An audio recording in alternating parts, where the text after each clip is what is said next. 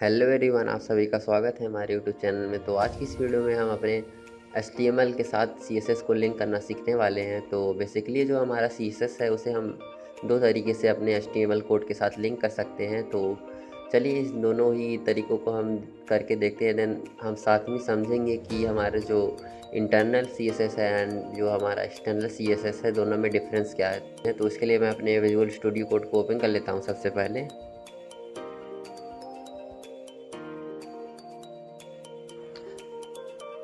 तो सबसे पहले हम अपने डेस्कटॉप लोकेशन पे एक फ़ोल्डर को क्रिएट कर लेंगे।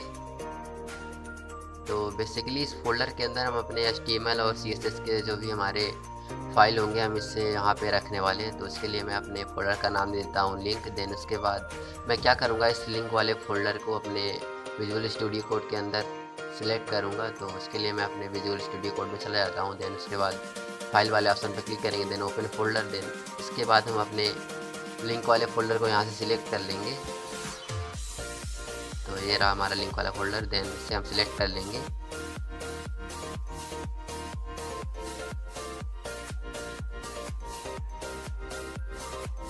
देन जो हमारा लिंक वाला फ़ोल्डर है, इसके अंदर हम अपने HTML फाइल को क्रिएट करने वाले हैं। तो मैं इस पर क्लिक करूँगा। देन यहाँ से मैं अपने फर्स्ट वाले HTML फाइल को क्रिएट करने वाला हूँ। तो उसके लिए मैं सबसे पहले लिखूँगा index.html। तो हमारा जो फर्स्ट HTML पेज है उसे हमने अपने लिंक वाले फ़ोल्डर के अंदर क्रिएट कर लिया है। तो सिंपली अब हम क्या करेंगे, यहाँ पे अपने HTML के पूरे स्ट्रक्चर को क्रिएट करने के लिए सिंपली हम एक्सक्लेमेशन टाइप करेंगे। देन उसके बाद रिटर्न में हम इंटर को टाइप कर देंगे। तो हमारा जो भी HTML का बेसिक स्ट्रक्चर है वो क्रिएट हो जाएगा। देन इसके बाद मैं क्या करूँगा, सिंपली यहाँ पे कुछ टेक्स्ट को लिखूँगा। तो मैं लिख देता हूँ hello, this is simple HTML page. Then मैं इसे सेव कर लेता हूँ। देन इसके बाद इसे हम अपने ब्राउज़र को ओपन करेंगे। तो उसके लिए मैं चला जाता हूँ अपने लिंक वाले फ़ोल्डर के अंदर।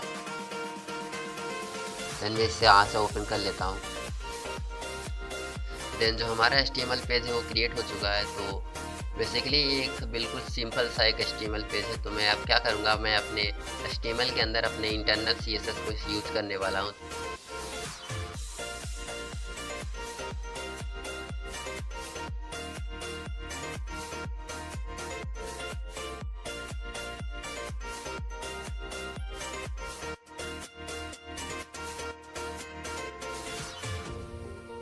देन इस H1 टैग के अंदर हम अपने इंटरनल CSS को यूज़ करने वाले हैं। तो उसके लिए सिंपली हम लिखेंगे स्टाइल। देन इस H1 टैग के अंदर के टेक्स्ट का कलर चेंज करने के लिए हम बेसिकली कलर एट्रीब्यूट का यूज़ करते हैं। तो मैं लिखूँगा कलर। देन मैं सिंपली स्पष्ट वाले ऑप्शन पर क्लिक कर दूँगा। तो हमारा जो भी स्ट्रक्चर है वो क्रिएट हो जाएगा। देन इसके बाद मैं इसके कलर को भी यहाँ से रेड कर देता हूँ। तो मैं सिंपली लिखूँगा रेड। तो जो भी मैं टाइप करूँगा तो उसका ऑप्शन पहले से ही मिल जाएगा मुझे विजुअल स्टूडियो कोड में। तो इसका यही फ़ायदा है विजुअल स्टूडियो कोड का। तो मैं इसे सेव कर लेता हूँ। देन मैं फिर से अपने ब्राउज़र पे प्रेस करूँगा तो जो हमारा टेक्स्ट का कलर है वो चेंज हो चुका है। तो इस तरह से आप अपने HTML के अंदर किसी भी टैग के अंदर इंटरनल CSS को यूज़ कर सकते हैं। देन इसके बाद अब हम समझेंगे कि हमारा जो इंटरनल CSS है उसका डिसएडवांटेज क्या है। तो उसके लिए मैं क्या करूँगा, सबसे पहले मैं मल्टीपल H1 टैग्स को क्रिएट कर लेता हूँ।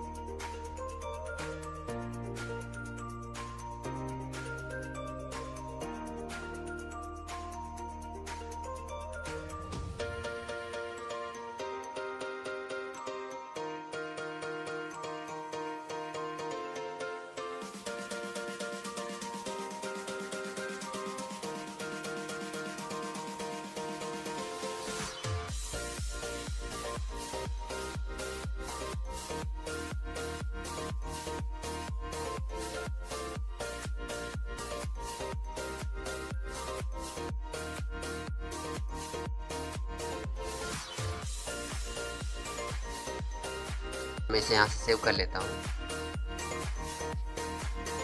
देन इसके बाद फिर से हम अपने ब्राउज़र पे रिफ़्रेश करेंगे। तो इसके लिए मैं सिंपली यहाँ से रिफ़्रेश कर लेता हूँ।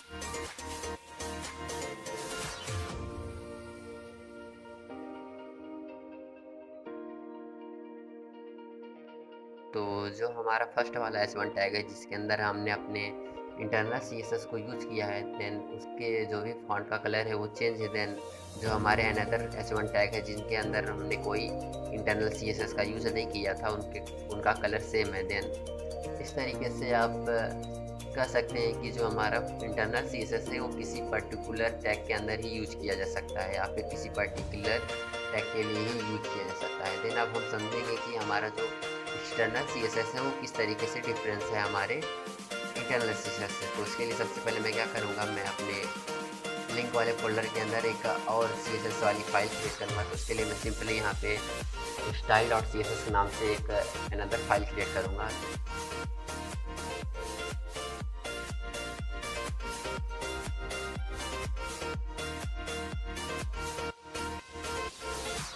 देन अब हम इस HTML फाइल के अंदर अपनी style.css वाली फाइल को लिंक करेंगे। तो उसके लिए सिंपली हमें क्या करना होगा, हम अपने हेड टैग के नीचे अपने CSS को लिंक करेंगे। तो उसके लिए सिंपली आपको लिखना होगा लिंक।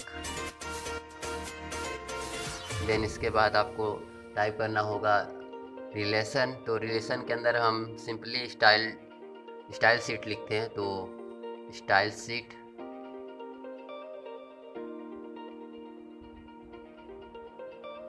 देन इसके बाद href। देन इस href के अंदर हम अपने CSS वाली फाइल का नेम लिखते हैं, जो भी हमारी CSS फाइल का नेम होगा।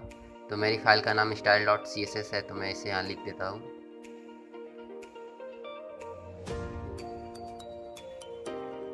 देन हम इसके जो भी ब्रैकेट है उससे क्लोज कर देंगे। देन अब हम इसे सेव कर लेंगे।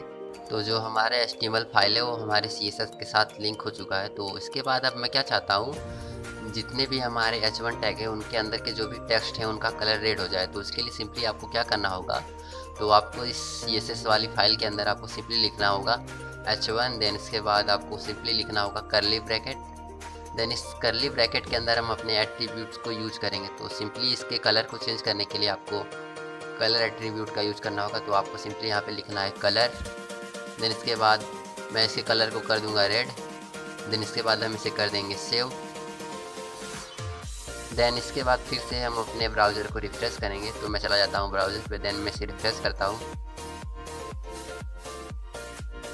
तो जितने भी टैग्स हमारे H1 टैग के अंदर लिखे गए थे उनके फॉन्ट का कलर रेड हो चुका है। तो इस तरीके से आप अपने HTML के अंदर एक्सटर्नल और इंटरनल CSS का यूज़ कर सकते हैं। तो मिलते हैं नेक्स्ट वीडियो में। इस वीडियो में इतना ही।